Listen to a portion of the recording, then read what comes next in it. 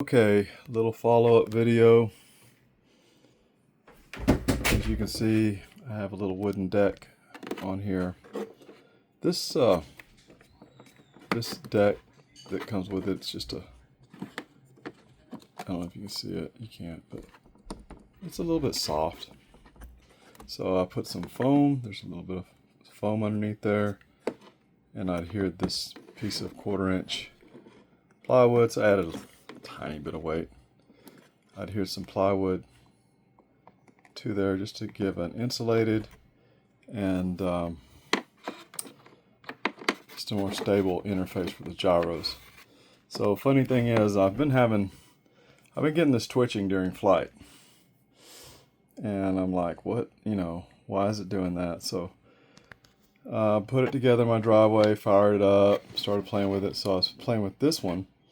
This one runs just the elevators, and I moved it over here, and the whole thing went off.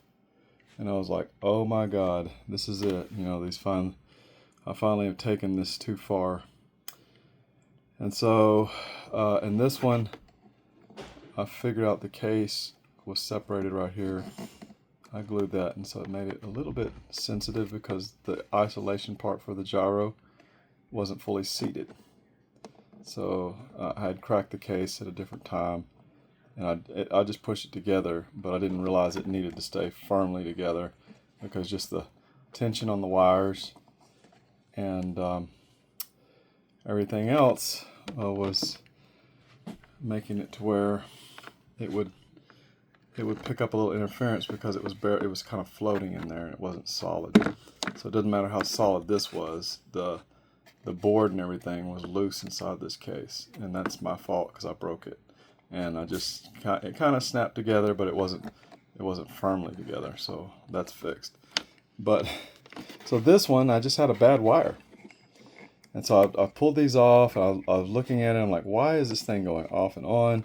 And so the power signal out of this wire, which was a different wire, was not fully clicking into this clip right here. So man, I got lucky, because if that had gone off in the air, that'd have been all she wrote. I mean, it might have, but fortunately this little capacitor would give it a little bit of backup. It was kind of just coming in and out, but it was intermittently going off and on its own. So it probably did go off in the air. And here's another problem. And this is, I gotta say, this is the first time that I've ever done this.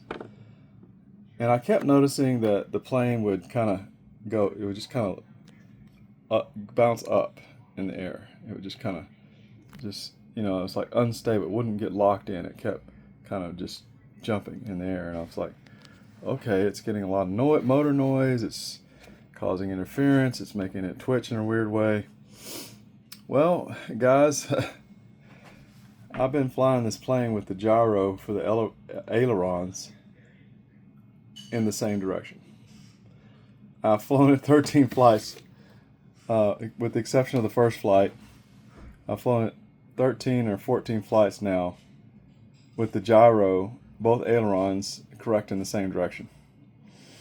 And I was like, I kept flying it with the gyro, and I turned the gyro way down because it was acting funny.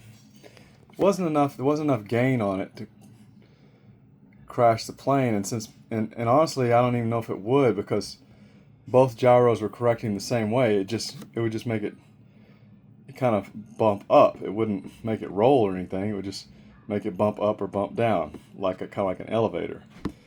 And so that's what it was doing. And I was like, well, I couldn't seem to figure out why this thing wouldn't get locked in. Well, it wouldn't get locked in because every time it hit some turbulence, it would jump up or down.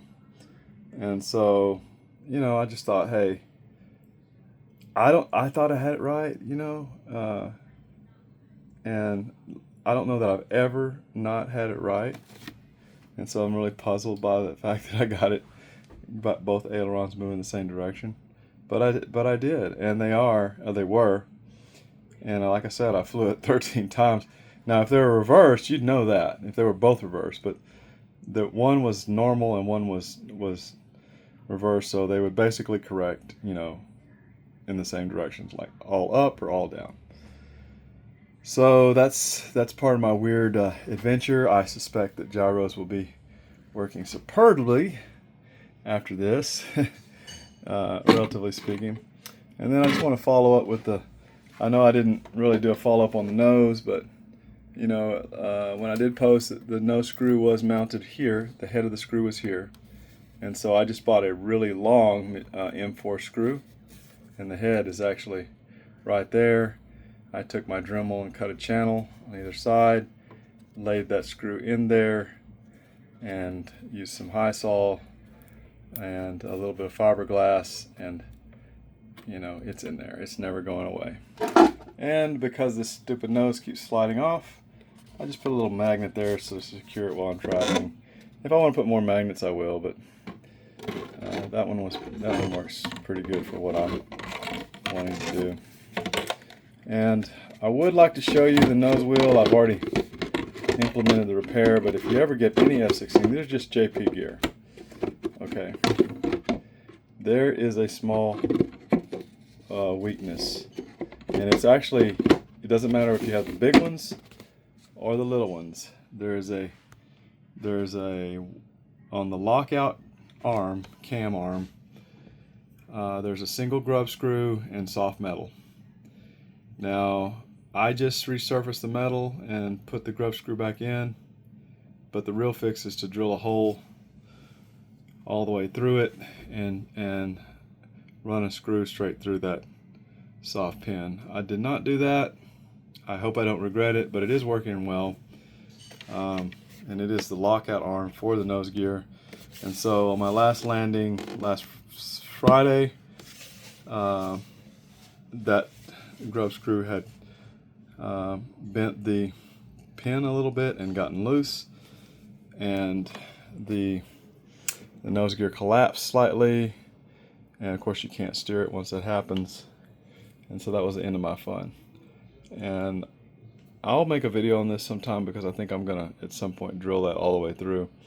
For anybody that gets an F-16, it's just something, it's typical to the JP gear, whether you have the 1/8 size JP, the 1/6, and I suspect the 1/5 have the same weakness. And really it has to do with the type of metal they use to make that particular arm. It should be hardened, and it is not. So it's fixable, and if anybody has curiosity about it, just let me know. Other than that, I mean, yeah, I gotta tell you, the jet flies amazing.